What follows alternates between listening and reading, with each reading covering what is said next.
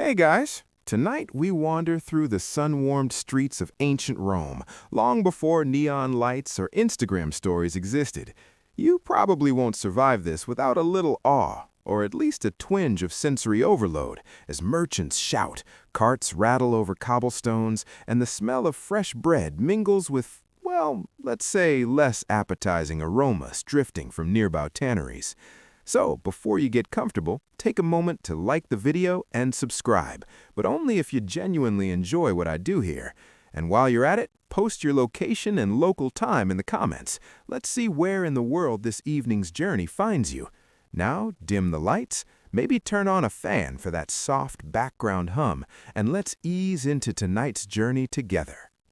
You trudge along a narrow street in the Forum, toes crunching over uneven stones smoothed by centuries of sandals and boots. The morning sun casts long shadows of pillars and arches, highlighting the carved faces of gods who've silently watched the city wake. Merchants wave trinkets and textiles in your face, each more colorful than the last, and you feel that electric anticipation of a city alive with movement. Statues of emperors glare down at you from raised plinths, the marble catching light like a smug spectator at your small adventure.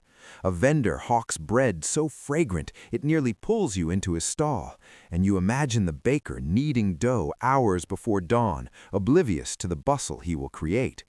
On a side street, a curious sight arrests you. A man tending a cage of live dormice, his tiny charges squeaking like miniature clockwork toys. You blink. Someone else smears a paste made of crocodile dung across her arms, a protective sunscreen in Roman fashion, or at least that's what she swears. The air is thick with the mingling of scents, fresh bread, sweat, and the tang of fermented fish sauce wafting from another stall. You lean closer to inhale the aroma of spices piled in pyramids, colors as vibrant as any painter's palette. Somewhere a flute player tries to earn coins, competing with the raucous chatter and clanging metal. You feel like a pinball bouncing from one sensory delight to another. You pause beside a fountain, watching water shimmer across the sunlit marble. Some say it was once filled with water from distant aqueducts, a testament to Roman engineering marvels, feeding both body and pride. Historians still argue whether Romans typically began their day at dawn, rushing to business, or preferred a leisurely pace, lingering over breakfast or the first cup of watered wine. You lean back on the cool stone, letting the morning energy wash over you, noticing a woman balancing a basket on her head while calling out prices, her voice melodic, practiced, unstoppable. The streets hum with a rhythm of life both ancient and oddly familiar, and you can't help but grin at the little chaos, the organized mess that somehow works. Even the pigeons seem to know their roles, darting around statues and fountain edges, unaware of the curious human weaving between them. You wander farther, peering into narrow alleys where blacksmiths hammer and apprentices dash. The clang of iron echoes like a heartbeat, blending with the laughter of children playing games with sticks and stones. A street poet murmurs lines that might have come from Ovid himself, or maybe just recycled rhymes for coins. Nearby, a water carrier balances jugs on his shoulders, weaving past the bustling crowd. The scent of hot bread, incense from a temple, and dust mingles in the warm air. The crocodile dung sunscreen woman passes again, laughing with a friend at some private joke. Life flows around you. The chatter, the footsteps, the occasional squawk of geese, all forming the city's rhythm. Birds circle overhead like tiny guardians, and a slave sweeps the street quietly. You feel a strange kinship with this ancient city, as if its pulse syncs with your own, full of purpose, habit, and small eccentricities. Sunlight glints off mosaics and bronze, silver and glass, dazzling the eyes. A patrician strolls by with a scroll, scribes trailing behind, and you wonder what occupies their morning while the streets hum with ordinary life. You tiptoe along invisible lines of class and privilege, observing and inhaling the city's energy. Rome breathes with you now, each sight, sound, and scent, a small tessera in its grand mosaic. The streets are alive, orderly chaos blending with everyday routines, leaving you both anonymous and intimately connected. You leave the forum behind and drift into the heart of the bustling marketplace, where every corner bursts with color, scent, and sound. The sun filters through canvas awnings, creating dappled patterns on the ground that dance around your feet. You trudge past wooden stalls piled high with spices from far-off lands, their scents so pungent you can almost taste them before you buy. Cinnamon, cumin, and pepper mingle with the unmistakable aroma of freshly caught fish, some still glistening with seawater. Street children dart between your legs, laughing and shouting in a cacophony that somehow harmonizes with the brassy clangs of metalworkers hammering away in nearby alleyways. You inhale deeply, letting the marketplace soak into your skin, your hair carrying faint hints of salt, honey, and the dust of cobbled streets. A man waves a small vial of fermented fish sauce at you, beckoning with exaggerated gestures. You wrinkle your nose. The Romans call it garum, a staple seasoning, but to modern senses, it's something between perfume and old sock. You pass a stall selling honey-glazed dormice, tiny, delicate morsels skewered on sticks, and pause, watching locals bite in without hesitation. Somewhere else, a woman sells strange, iridescent shells she claims were gathered from the bottom of the Mediterranean. You glance around, spotting a vendor who has set up a rudimentary puppet theater for children, a monkey in a tiny tunic juggling coins as kids squeal in delight. Oddities like these pepper the everyday life of the market, and you realize that you are part of a spectacle just by walking through it. Historians still argue whether Roman marketplaces were primarily functional centers of trade or social arenas where citizens flaunted status, exchanged gossip, and tested wit. You notice it firsthand. A senator's freedman haggles loudly with a spice merchant, drawing attention from a nearby baker balancing loaves on his head. You dodge a goat tethered to a post, its owner muttering about mischief while pocketing coins from amused tourists of the era, people like you just trying to navigate the sensory overload. A water seller moves along, carrying heavy amphorae, calling out in a rhythm that almost becomes musical if you listen long enough. You follow the flow of people, letting yourself be swept along, occasionally pausing to watch the minor dramas unfold. A stolen fig here, a shouted insult there, small moments that define daily life in Rome just as much as grand triumphs. The marketplace smells are a mix of sweet, sour, and savory, often blending in ways your modern nose struggles to categorize.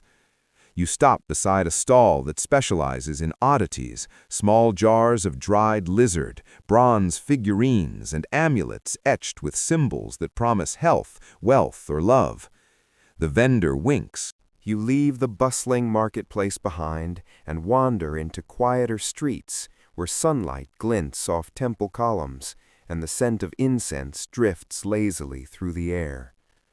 Each step on the cobblestones feels deliberate, almost ceremonial, as if the city itself wants you to notice the rhythm of its sacred spaces. You pause to watch smoke curl from a bronze brazier, the aroma of burning frankincense blending with distant hints of bread from a nearby bakery. Marble steps lead up to a temple entrance where priests in flowing tunics move with quiet purpose. You feel a strange reverence, even though part of you wonders whether anyone else walking these streets is paying much attention to the divine, or if it's just another background soundtrack to daily life. A poet recites verses in the forum, his voice rising and falling like a gentle tide, and beside him a monkey juggles coins tossed by amused children. You laugh softly, imagining the monkey's tiny tunic flapping with each toss. Nearby, a group of merchants argue over the price of a bronze statuette, gesturing wildly and punctuating their debate with occasional bursts of laughter. You notice a woman carrying a basket of figs, balancing it so carefully that it seems almost ritualistic, and a man trailing behind her sweeps the street, humming a melody that doesn't quite fit with the clamor of the city. Roman life, you realize, thrives on these contrasts, sacred and profane, solemn and ridiculous, intentional and chaotic, all coexisting in a delicate balance. Historians still argue whether Roman religion was mainly sincere belief or more performative civic duty. You watch a ritual unfold, priests dipping palms into bowls of water, murmuring incantations, while worshippers toss coins and nod respectfully. You feel the weight of centuries pressing lightly on your shoulders, imagining how many before you stood in this exact space, performing their own small acts of devotion or curiosity. A cat scurries across the temple steps, ignoring the rituals, and you laugh again, thinking how much the city accommodates both humans and animals without ever slowing down. The streets themselves are a tapestry of stories. You pass a young boy balancing jugs of water, carefully avoiding puddles and stray livestock, and a baker sliding hot loaves from a clay oven, the scent of fresh bread mingling with the smoke of incense. A poet moves to a new corner, reciting lines that might be borrowed from Virgil or improvised entirely, while children imitate him with exaggerated gestures. You paused. Evening settles over the city, softening the hard edges of marble and cobblestone, turning sunlight into a honeyed glow that seems to drape itself over every rooftop. You find yourself at the entrance to a grand domus, its portico flanked by statues whose expressions are frozen in eternal judgment or amusement, you can't quite decide. A servant opens the door before you can knock, ushering you into a courtyard alive with the warm hum of conversation and clinking cups. You notice the intricate mosaic underfoot depicting a hunting scene, colors muted yet vibrant under the flickering oil lamps. The scent of roasted meats, exotic spices, and fresh bread washes over you. It's overwhelming in the best way, a feast for all senses, promising indulgence and curiosity in equal measure. You recline on a low couch, the cushions soft beneath you, and watch as servants glide from tray to tray, pouring wine and offering small plates of olives, bread, and honeyed treats. The host gestures enthusiastically, introducing you to other guests whose names and titles are lost on you, yet whose gestures and smiles communicate friendliness, perhaps even mischief. A dish arrives that surprises you, roasted dormice, glazed with honey and garnished with herbs you can't quite identify. You try to suppress a laugh, again, dormice, but the Romans seem unfazed, even delighted. Somewhere across the room, a small bronze pipe plays a melody that blends with laughter and conversation, a soundtrack to a world simultaneously familiar and utterly foreign. Historians still argue whether most Roman dinners included genuine conversation or were performances designed to impress guests. You watch attentively. A poet recites an ode, while a musician plucks at a lyre, and everyone claps at appropriate intervals, smiles practiced but warm. You notice the subtle signals of hierarchy, gestures, seating arrangements, who receives the finest wine first, and imagine the countless hours of subtle negotiation, unspoken rules, and fleeting glances that shape this social choreography. Despite the formality, the atmosphere is inviting. The clatter of plates, the soft murmur of wine and goblets, and the occasional burst of laughter make the domus feel alive in a way that is equal parts intimidating and enchanting. Curious culinary choices abound. You nibble on a plate of garum-drizzled fish, savor the complexity of spices that seem almost too bold for modern palates, and peek at a small platter topped with an unfamiliar feathered dish, more decoration than nourishment. Someone whispers a joke about a You drift into the quieter streets now, the bustle of daytime Rome replaced by the gentle hum of torches flickering along stone walls. The air is cooled, carrying hints of olive oil, charred wood, and the faint tang of the Tiber River nearby. Each step echoes against the cobblestones, a muted percussion to the distant laughter of those still lingering at evening taverns or domus gatherings. Shadows stretch across arches and statues, transforming familiar faces into enigmatic shapes that seem to watch you with quiet curiosity. Somewhere, a cat winds around your ankles, sleek and silent, a tiny guardian of nocturnal secrets. You feel the city's pulse slow just enough to let you notice the subtleties, the rustle of leaves, the soft gurgle of a fountain, the distant clop of hooves from a messenger hurrying through empty streets. Odd nocturnal habits are everywhere if you know where to look. Night watchmen shout their rounds, sticks thumping against the stones, announcing both presence and authority. Vendors hastily pack up their stalls, muttering about tomorrow's market, while someone else sleeps sprawled under the base of a statue, using its pedestal as a makeshift bed. You pass a small temple where a lone priest tends a flickering oil lamp, murmuring prayers into the darkness, and you wonder if his words carry more weight tonight when the city itself seems to be listening. Even the air seems alive. Scents of cooking, of damp earth, of incense drifting together like an olfactory lullaby. You inhale slowly, letting the complexity settle around you, feeling both part of and apart from this ancient rhythm. Historians still argue whether Romans believed dreams were divine messages or merely idle thoughts, and as you walk, you find yourself half wishing for a sign, half amused by the possibility that the night could deliver one.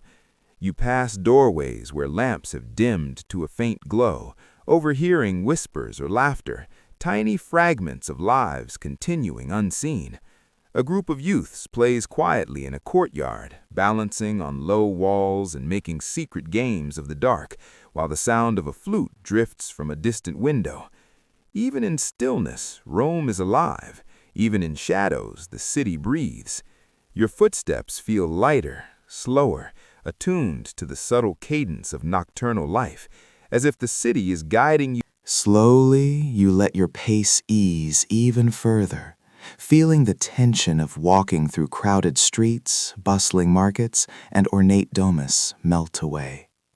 The air around you softens, cooler now, and every scent, bread, olive oil, incense, fades into a gentle, almost imperceptible whisper. You notice the subtle rhythm of your own breathing, in sync with the distant trickle of fountains, the muted shuffle of feet, and the faint sigh of night air brushing over stone. Let your eyes soften, even if you're just imagining the scene, letting the mosaics, the statues, and the flickering lamps blur into calming patterns that float behind your eyelids. The oddities that once made you smile, the juggling monkeys, honeyed dormice, strange amulets, now seem like gentle companions, small threads connecting you to the life of the city. You are walking through Rome not as a visitor or historian, but as a quiet observer of a world both vivid and distant, aware yet undisturbed. Shadows stretch and fold, and the city's energy has slowed to a tender heartbeat, steady and comforting. You feel your body relax into the rhythm,